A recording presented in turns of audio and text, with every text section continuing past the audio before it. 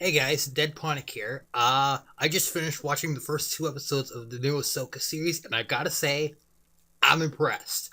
But before I get started with this, my thoughts on this, I have to acknowledge something.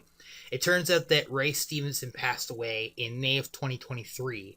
So, unfortunately, um, it's with a heavy heart that I say that. I don't know much about his work, but I do feel a little bit sad that this is his last this would be his last project that he would be credited with.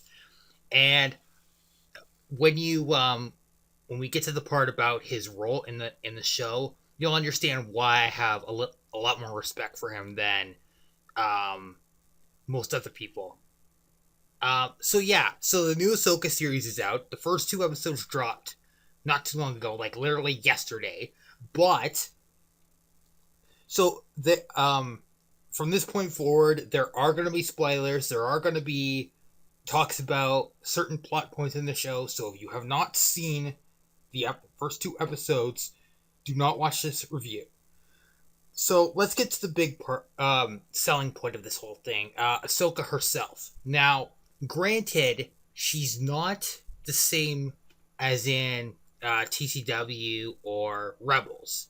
However, it works for this show specifically because she has, evolved and she has, grown, which is very important for her character. And it was teased like so many times that she was finally going to get her own show. And she got her own show, and it's doing pretty well so far. I've heard a lot of people say it's really good. Um, but so far, the main selling point here is that not Ahsoka herself, but the other characters. Specifically, there are four characters that are from Rebels that come back in live action, and I'm really happy to see that. Um, the funny thing is that the first scene with Ahsoka herself, she is solving a puzzle to obtain basically the equivalent of a star map, which leads to Grand Admiral Thrawn. And this is what the villains are actually after as well. It turns out that the magistrate from the Mandalorian episode, The Jedi, the one who was, subjugating the people, and she fought Ahsoka with that Beskar spear, turns out she's a Night Sister, or at least she's a Night Sister witch in that sense. Um, the first scene we get with the two new characters, which are Balin Skull and Shin Hati. Um, I thought that scene was really well done. I like Ray Stevenson in this role, and I think he brings a certain level of like calmness that a either a disillusioned master or somebody who is, has seen things and understands the value of patience would bring to this kind of role. And like I said before, I don't know much about Ray Stevenson's other roles, but I'm very happy with the way with his part in this. Now he does send his apprentice Shin Hati off to do most of the heavy lifting.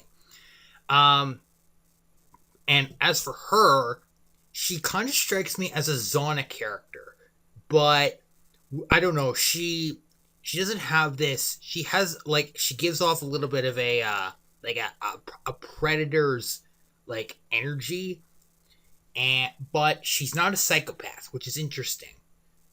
Um, the interesting thing is that the other characters that we meet most actively, the next character we actually meet after Ahsoka and Braylon and Shin is Sabine Wren, and I gotta say the actors that they got to play her, which is Natasha Liu Bordizzo, I believe. I hope I'm pronouncing that correctly. I apologize if I'm butchering it, but I think did a good job with casting her, and she definitely is that. She is definitely Sabine to me, especially at the end of the second episode where as they show in the trailer, where she's cutting her hair. I got to admit, I liked her new hair look, but I'm glad that she cut it. That she's now found a new purpose, and it turns out that Sabine and Ahsoka, well, Ahsoka was Sabine's master, but events happened, and that's weird. I was really shocked to see like Chopper and Hera in live action, and I gotta say the actress they got to play Hera, which is Mary Elizabeth Winstead, she does such a good job. She brings Hera from the cartoon into live action. She just does such a good job. It's brilliant. Um, and her action scene with the Phantom is really well done. Chopper is, Chopper. He's still funny as hell and still sassy. The new character, the new droid character, Hugh Yang, is actually voiced by David Tennant, who played the 10th Doctor. I'm really surprised by that. That's something else. That is a wonderful addition to the cast, and I'm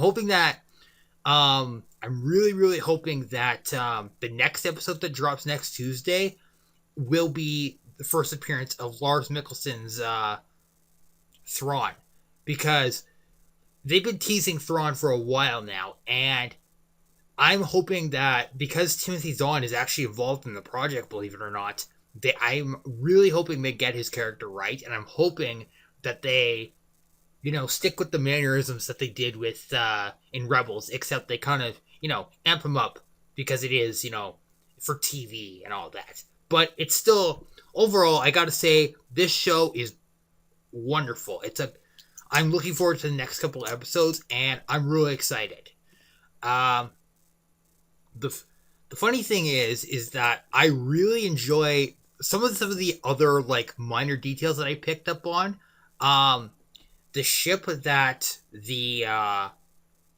Braylon and his apprentice used to go on the New Republic ship is actually one of the variants of a Jedi shuttle, and Ahsoka is using the more common version of that Jedi ship, which is actually interesting because they actually say that Braylon disappeared around the time of the Clone Wars, after the Empire took power. So it's entirely possible that he still has that um, running around. It could also be just a repurposed Imperial ship.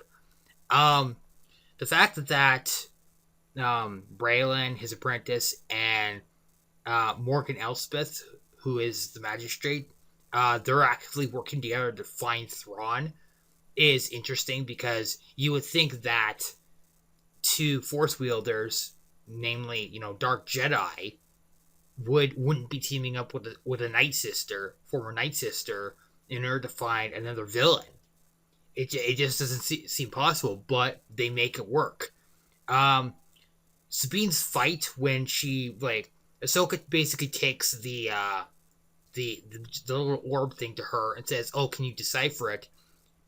She deciphers it, and then she gets attacked.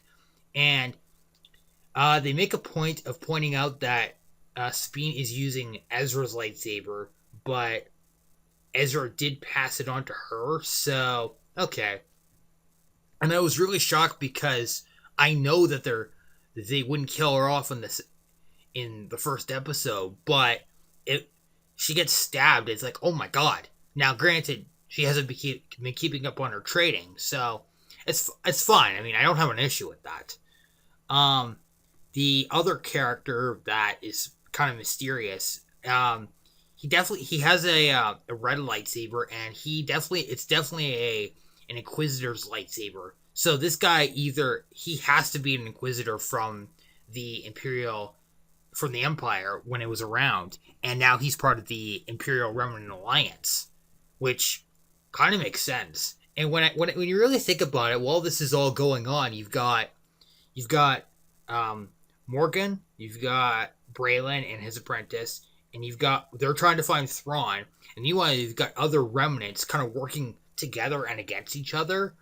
So you've got like Gideon, who is doing his own thing, and then you've got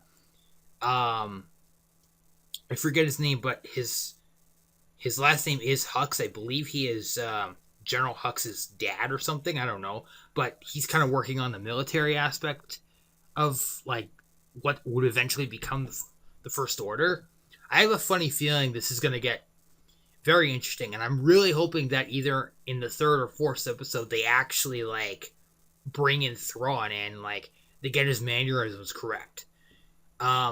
apparently there's rumors circulating around that Hayden Christensen is going to be coming to the project, which I don't know how I feel about that. I mean, I'm all for Hayden Christensen being involved in this project, but it'd be weird because it's it'd be weird to have that, but I don't know how they could implement it. But I mean, it's not that big of a deal.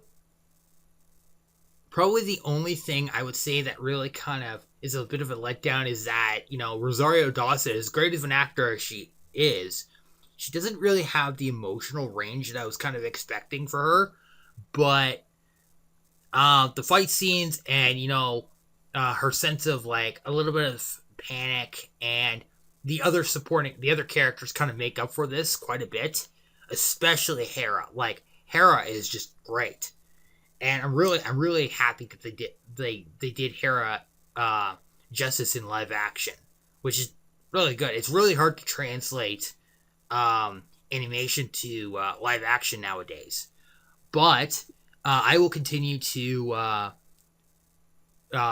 know give my thoughts about future episodes coming out, and stay tuned for that. And also, don't forget to actually watch the episode yourself, so you're not confused by what I'm going at.